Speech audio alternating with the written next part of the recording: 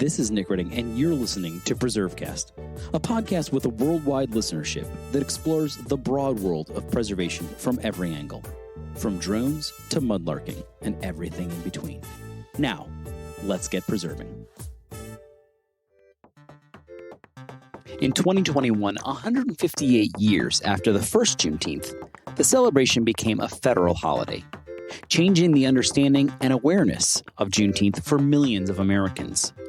On this week's PreserveCast, we're talking with Dr. Dennis Doster, who runs the Black History Program for the Prince George's County Department of Parks and Recreation, about what this designation means and how Juneteenth fits into the broader American story.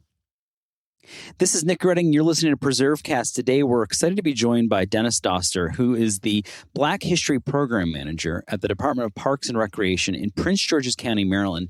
And we're going to be talking with Dennis about the history of Juneteenth, the celebration of it, the commemoration of it, how it all comes together, and how this story is evolving even to this day. But before we do that, want to jump into a little bit about your background. So where'd you grow up, and how did you get into such a great position? What led you on this career path? And, did you have some spark moment that got you excited about history? Well, Nick, first, thank you for allowing me to come here today and talk with you. So I am a native Marylander, born and raised in the city of Baltimore. And I've lived throughout the state of Maryland, actually. So I've lived in Baltimore. I've lived in Montgomery County. I've lived in Prince George's County. So I've got a little bit of taste of all that the state of Maryland has to offer. And in terms of how I got into this field. So I think probably in the back of my mind, I always had a secret love or passion for historic sites and museums. I really must credit my parents for taking me to museums and historic sites as a young child and as an adolescent. I can vividly remember trips where we went to Richmond and we went to these historic sites, or we went to Philadelphia, we went to Boston, went to Old North Church. And so those are really strong memories for me. And I think that kind of was ingrained in my mind. And so that definitely for me, led to a passion and a desire to study history, which I did in undergrad, and then at undergrad at Howard University in Washington, D.C. And then from there, I proceeded to graduate school at the University of Maryland in College Park, where I worked on my doctorate in history with what I thought was going to be the career track, of course, of getting a Ph.D. and then entering into academia and being a professor. And then while I was working on my degree, I got my first job working as a public historian. And so I worked for the city of Alexandria in this office of Historic Alexandria. And I worked specifically at the Alexandria Black History Museum, so in Virginia. And from that experience on, I was hooked with the public history and museum realm. Working in a small museum is definitely gives you a great taste of the expansive nature of public history. So in a small museum, you have to wear a lot of different hats. So did research, did writing, did exhibitions, did collections work, training volunteers, running the museum gift shop. So kind of checking all the boxes. And so that really is what, as you said, what sparks me entering into the field. And so ultimately, when I interned there for a summer, and then transitioned to working there. And then as I finished my graduate degree, I began looking for teaching jobs, but I also began looking for jobs in the museum field. And that kind of led me to my current position with the Department of Parks and Recreation, Prince George's County, which is part of the Maryland National Capital Park and Planning Commission. And so I run an office which is very much like a museum. We don't have a traditional museum structure, but we do everything that a museum does for Prince George's County. And so we do exhibitions, we do research, we do programming, we have collections, and then we also oversee 4 historic sites spread throughout the county, which in some way touch on African-American history and culture.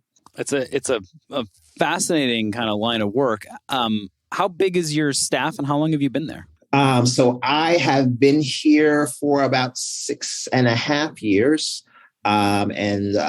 We have, like I said before, I got my start working in a small museum. And so I'm still kind of it's a large organization, but I'm still kind of in the small museum realm. And so I have a staff of it's 3 full-time employees. And then we have a part-time staff that ranges from time to time, but we have about 3 right now.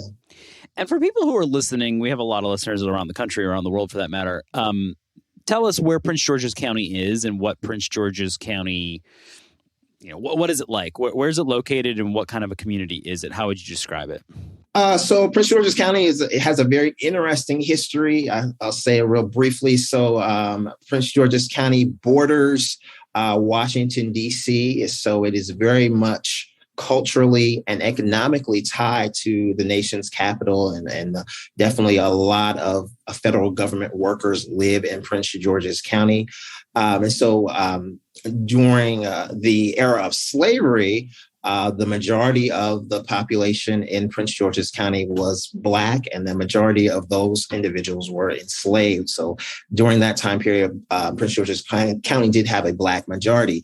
After the end of slavery, the numbers reversed. And so Blacks were in the minority and whites were in the majority in this county. And so those numbers kept dipping lower and lower as we moved further and further away from slavery. And that kind of changed in the mid 20th century. And there was a reverse for a number of reasons. And now gets us to the place today where we have a Black majority again in Prince George's County. I think it's around 65% of the county is African American, and Prince George's County is the most affluent majority Black county in the nation. And so it does have that interesting thing there. So we have a lot of Black business owners, a lot of members of the Black middle class, Black politicians. We have our first Black woman who is the county executive, Angela Alsobrooke. So that kind of just paints a picture of what Prince George's County is like a little bit. Yeah. We could spend a whole podcast just talking about it. It's a fascinating place, and you're right. It's got just a fascinating kind of history of changes and different groups, and it's a unique place. Not only in the state, but really, even as you mentioned, in the country. So let's take a step back. We want to talk about Juneteenth, just because there's such a focus on it right now, as there should be. And we're coming up on this year where it's, now is officially, it was before, but this is the year when I think a lot of organizations and companies will be giving off, and it's sort of enshrined now on the calendar. So let's talk about it, though. What is the story of Juneteenth for people who maybe aren't familiar, people living overseas? Let's talk about Juneteenth, and then we'll talk about when it was celebrated and perhaps what we know about its celebration in Maryland, where you're based. But let's talk about it. So what is Juneteenth, and also why does it matter? Yeah, so on the most basic level, Juneteenth, the word is the mix of 2 words, June and 19th. And so Juneteenth is the holiday that commemorates when Union General Gordon Granger entered into Galveston, Texas, and informed the enslaved individuals there that they were actually no longer enslaved per the terms of the Emancipation Proclamation. And so he enters Galveston June 19th, 1865.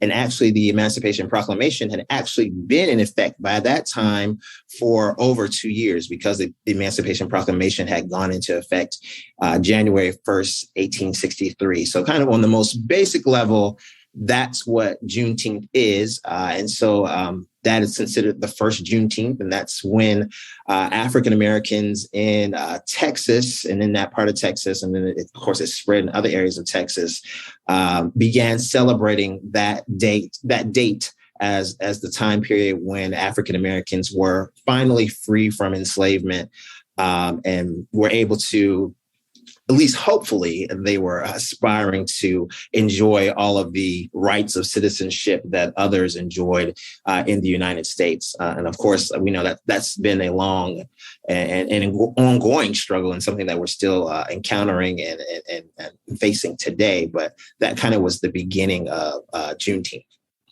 And so how soon after that first moment in Galveston do other Black communities around the country start picking it up? Is it soon thereafter? Is it within the next year? What do we know about how that spreads as a celebration of emancipation?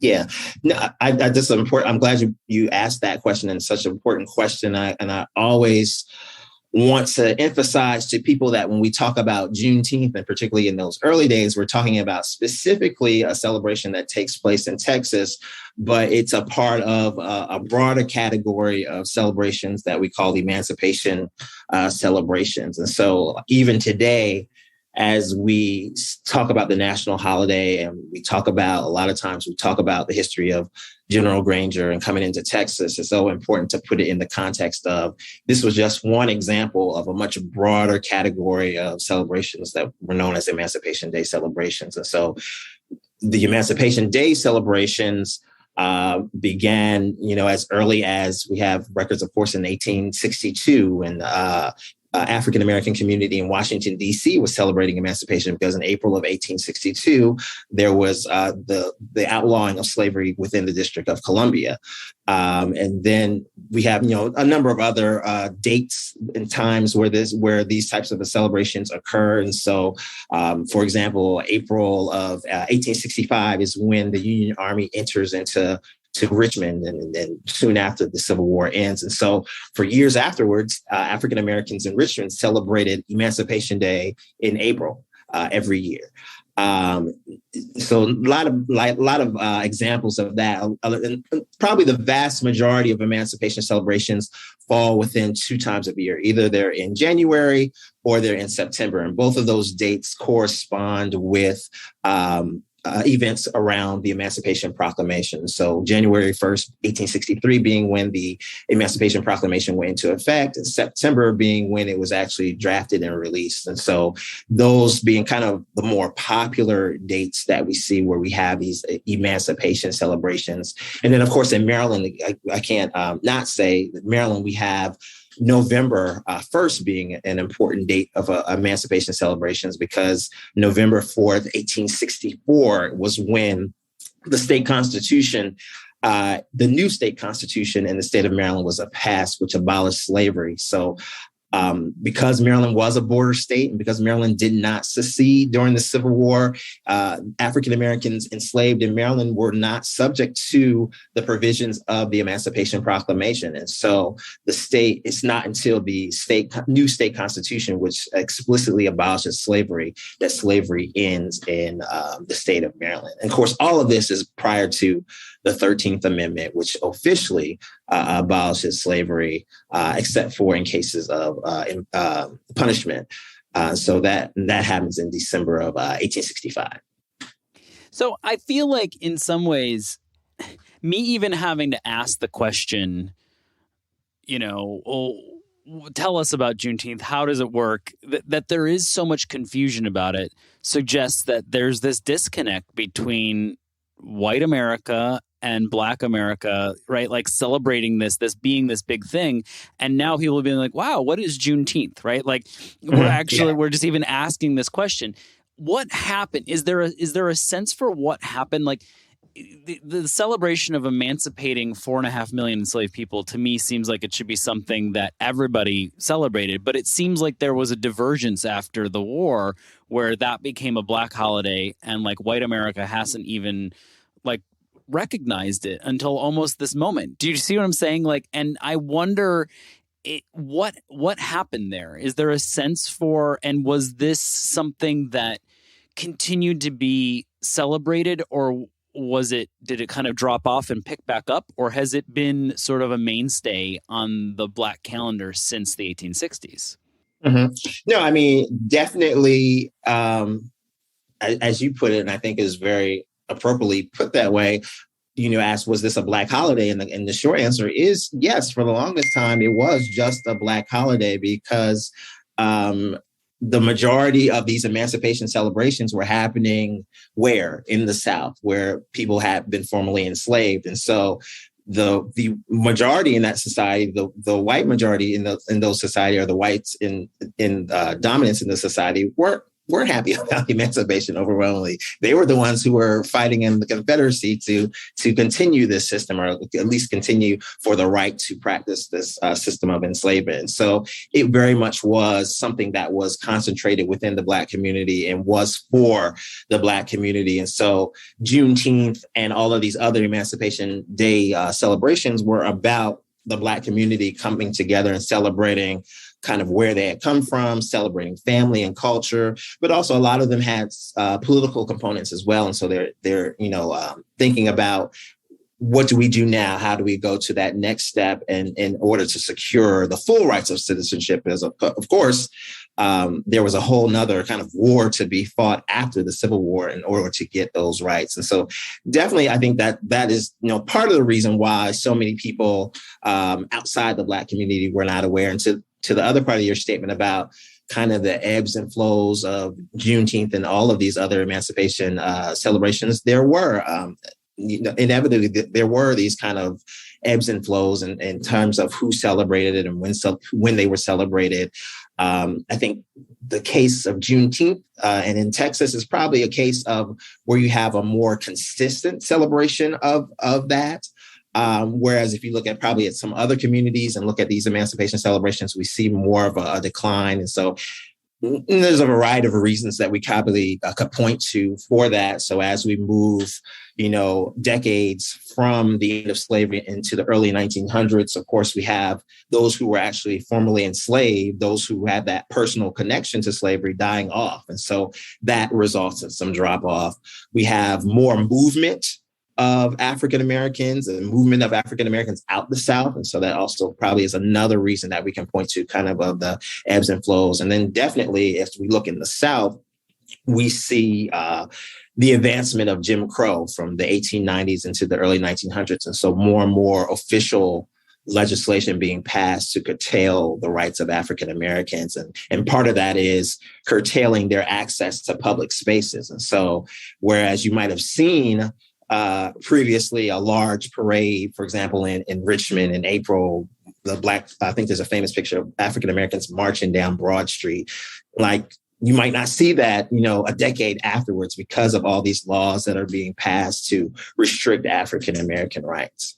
Why don't we take a quick break here? And then when we come back, let's talk about how the narrative is changing now that it's become a national holiday and what this means for public historians, historic sites, and the work that you're doing. And we'll do that right here on PreserveCast.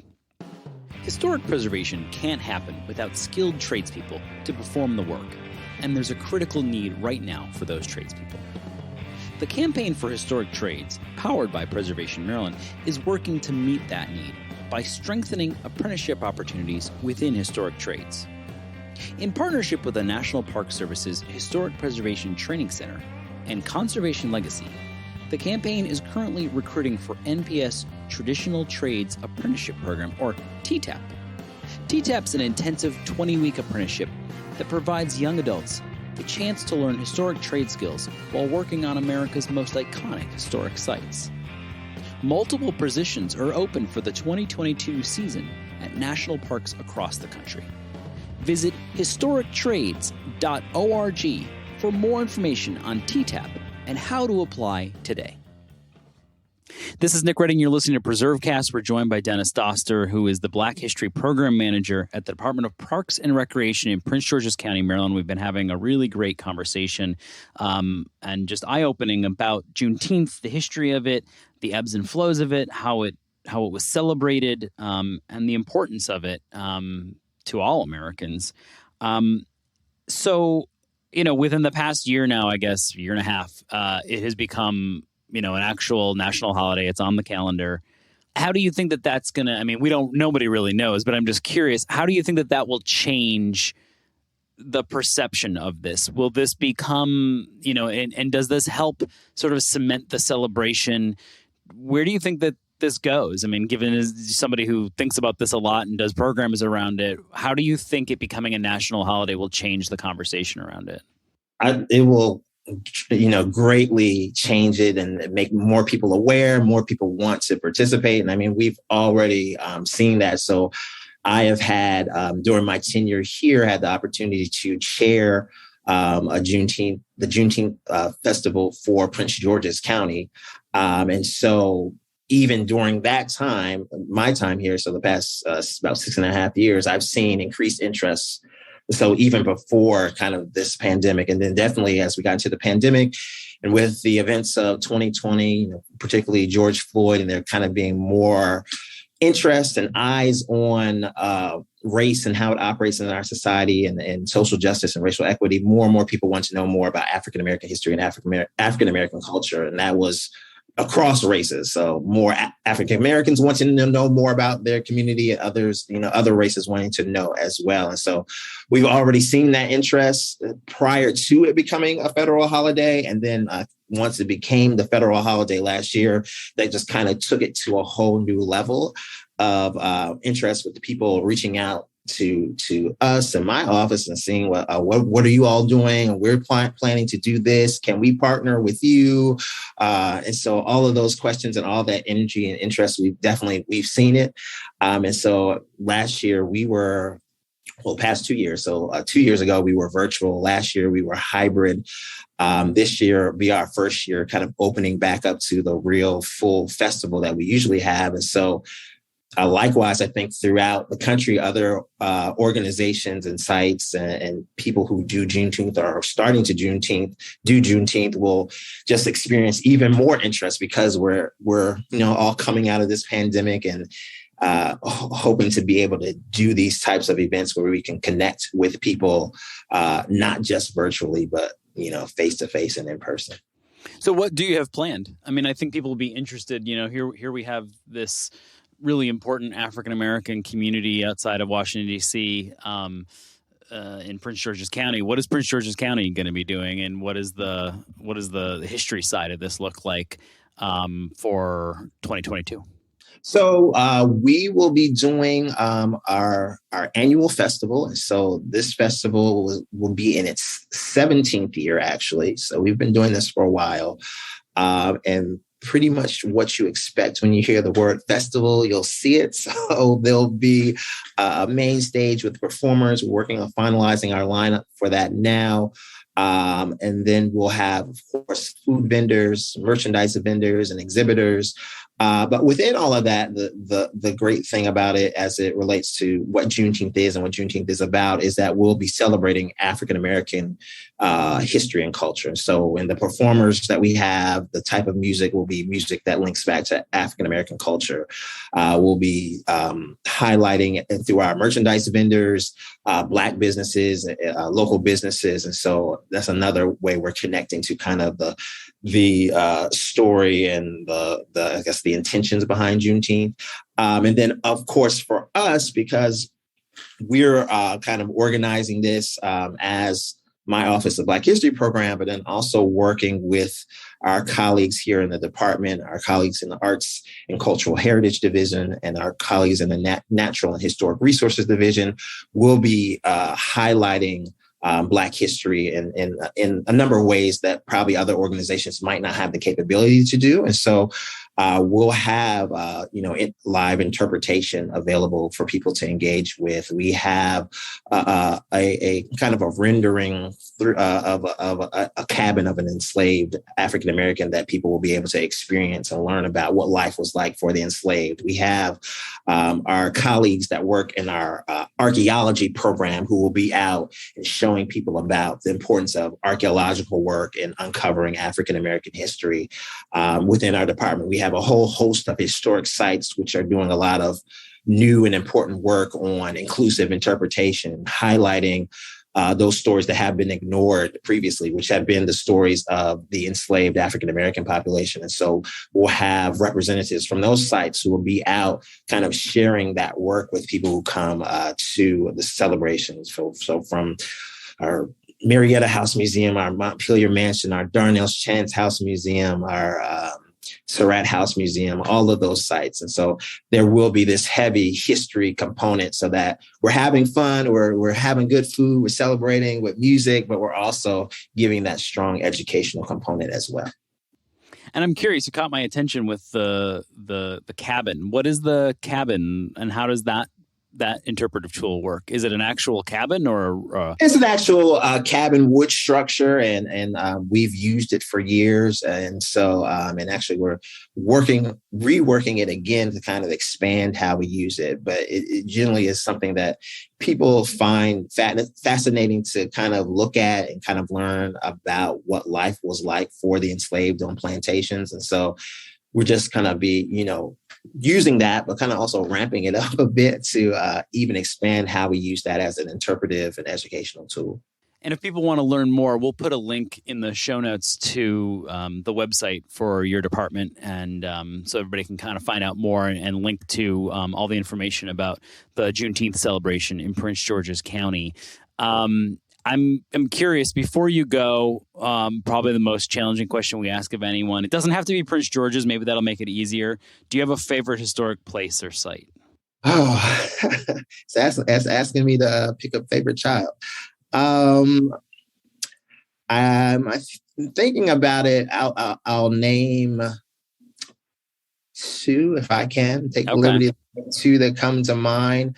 And one that's here in Prince George's County, and it's one that I run a summer program for teens that focuses on Black history, and regularly take teens to the site, and they're always kind of captivated by it. And it's the Mount Calvert Historical and Archaeological Park. And I think just the setting of the place is beautiful, and it gets you to thinking about what the environment was of Prince George's County decades ago, particularly when it was established. And then on top of that, sitting on the river, but on top of that, also kind of the work that they do there, interpreting African-American history, Native American history, and then also the exciting archaeological work that they have done there. And they have an ongoing, I think it's closed right now, but they have been doing an ongoing excavation of the enslaved quarters at that site. So that would be one. And then I think the other one that I will highlight is one that's more recently opened. But I love what they've done there is the Josiah Henson Museum over in Montgomery County, and they're some of our colleagues in the Maryland National Capital Park and Planning Commission, but they've done great work there, and it's been a long time coming for that particular site. And it's kind of right in the middle of a lot of development there and a very busy intersection. But if you make it there, you can just go and see kind of this gem that's kind of right in the middle of all of this activity that really will tell you the story of enslaved life in Maryland and in Montgomery County, and particularly the story of Josiah Henson, who was the model for Harriet Beecher Stowe's Uncle Tom. Well, you've given everyone about 50 different reasons to come and visit Prince George's and the broader Washington, D.C. metropolitan region. I really appreciate you coming on, talking with us about this as the nation gets ready to celebrate our new federal holiday this year in 2022, and look forward to talking with you again in the future. Thanks so much for joining us today, Dennis. Oh, thank you. Thanks for listening to PreserveCast. To dig deeper into this episode's story, head over to preservecast.org for show notes and our collection of previous episodes. Don't forget to engage with this podcast by subscribing, commenting, and leaving a review. Follow along on Instagram, Twitter, and Facebook at PreserveCast for even more. PreserveCast is currently recorded in Walkersville, Maryland, and sponsored by the 1772 Foundation, and powered by Preservation Maryland. Thanks for listening, and keep on preserving.